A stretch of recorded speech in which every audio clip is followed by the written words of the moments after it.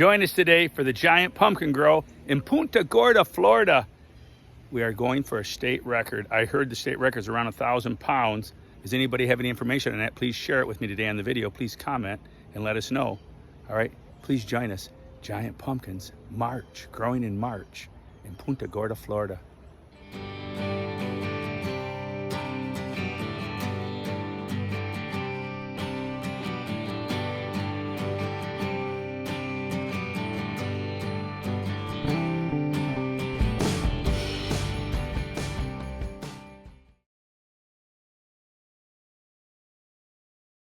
All right, been gone to Michigan for 2 weeks and 2 days. So we're talking 16, 17 days. Let's go see how the giant pumpkin plant has grown since we left. Here we go. Now keep in mind, it probably didn't get watered nowhere near like I would water it. I left these guys a bucket over here and asked them if they'd give it a little bit of water here and there. The buckets are empty. So I imagine, and it just rained real heavy. They say it hasn't rained a lot. Talked to Roger, he said it hasn't rained a lot. But yeah, I'm here just in the nick of time. The tendrils are starting to grab the chicken wire. I'm gonna start staking her down and burying some vines. And look, we even have a little pumpkin already, our first little candidate. Have to decide whether we wanna keep that one or not. I don't know, it's kinda early. Our secondaries are coming off the main vine. Here's another secondary coming off the main vine. If you're new to this is your main vine. These are your secondaries. And the vines that come off of here are what they call tertiaries. The ones that grow off the secondary are tertiaries. All right, so there we go. I Googled it, they said squash vine borers don't show up till mid-May in Florida, so hopefully that's the case. I won't have to treat it for squash vine borers. But here we go, it's good to be back. Back to Punta Gorda. Punta Gorda, my friend. Bubba is back. Tuesday, March 8th. Here we are, giant pumpkin plant. Now this plant, believe it or not, is starving for water. I talked to Frank next door, and it rained a little bit yesterday, but it hasn't rained much since I left. And they were given a little dash of water. It's gonna start getting fed and watered correctly now, like a champion would water it. But what I have to decide here is how do I want it to grow.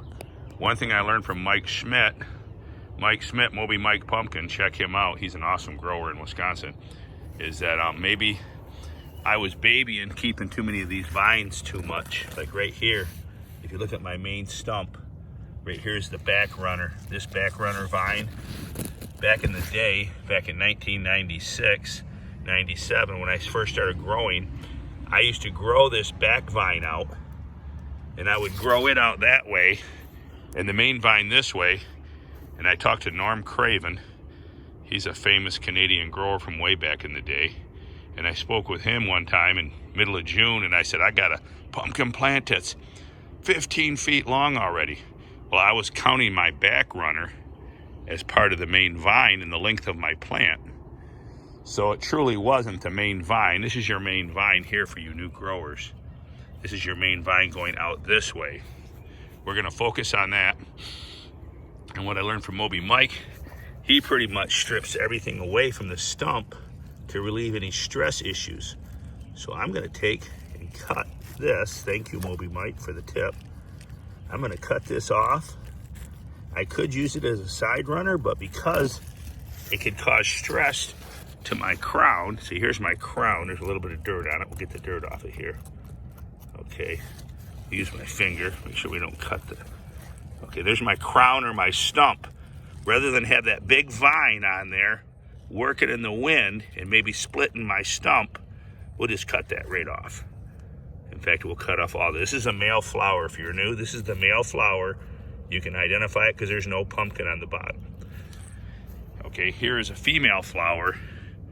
I will show you the female flower. Out here is the female flower. There's a pumpkin on the bottom. That's the difference. Those are girls. This is a girl, and that's a boy. All right. Now here we go. I'm gonna go ahead and cut off this male flower. It's way too early, don't need it. And I'll pinch off all these little buds.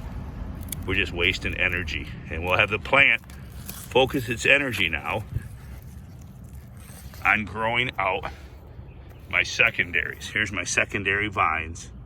The plant can push the energy out here. And then these new little pumpkins that I'll probably pinch off. They're too close, it's too early.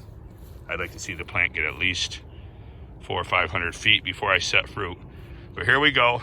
I'm gonna do that.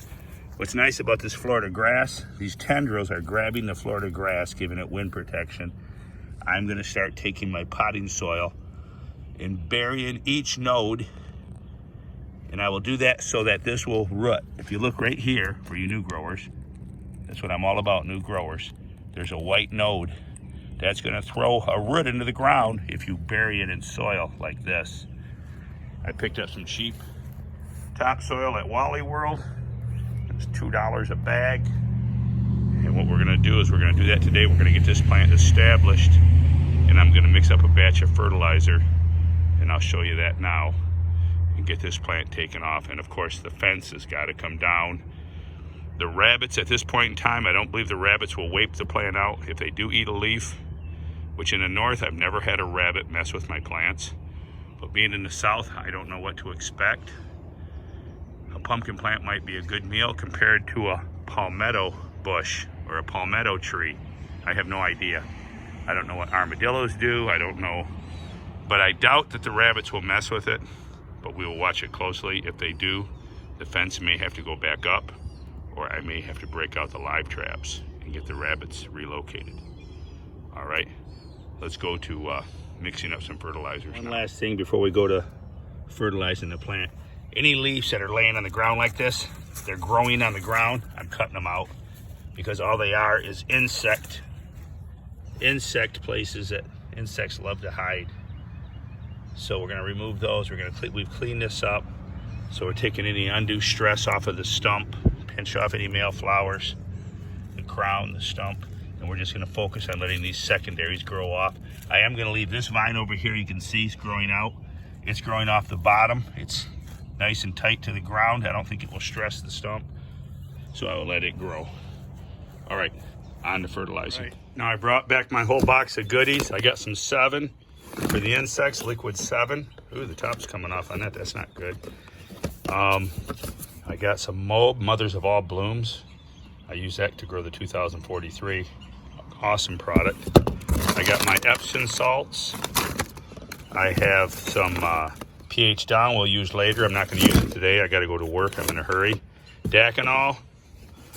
Anyways, we'll go through this stuff as we grow the pumpkin for the next few weeks. So here, this is what I'm going to feed it today. I will show you. The same thing in the kitchen. It's a pinch of that and a ploosh of that. Now, it's probably best to measure. You don't want to overdo it. This is 1 teaspoon to a gallon, but I think you'd be hard pressed to overdo it with this calcium in this sand. There you go, there's silica. Calcium. We'll give it a little blurb. That's plenty. We're gonna trickle feed it probably in every watering. We're gonna get a little bit of silica for the next few weeks. Scoop of the fertility. Now remember, I'm gonna add a little with each watering so I don't have to overdo it. I'm not gonna overdo it. You have it on top, the mycorrhiza. And now we'll stir it up. And I'll add another tablespoon of Epsom salts just to make sure we got a good amount of magnesium sulfate or sulfur in the mix. There you go, Bubba's Brew, baby. Bubba's Brew. We're gonna make sure that we do get some water up here around the stump. That's where your biggest roots are. You don't want it to completely dry out, but I do want to encourage watering farther out here, bringing the roots farther out, and the roots should already be out here. They should be at least 3 feet long. Keep that in mind when watering your plant. You're watering the whole area. Thanks for joining us today. I hope you liked the videos. Please share them on social media. Remember, subscribe to the channel, turn your notifications if you like the videos. All right, please leave a comment below. What do you know about the Florida State record? Can we research it and find out what's the biggest pumpkin ever been grown in Florida? Because I want to take the challenge.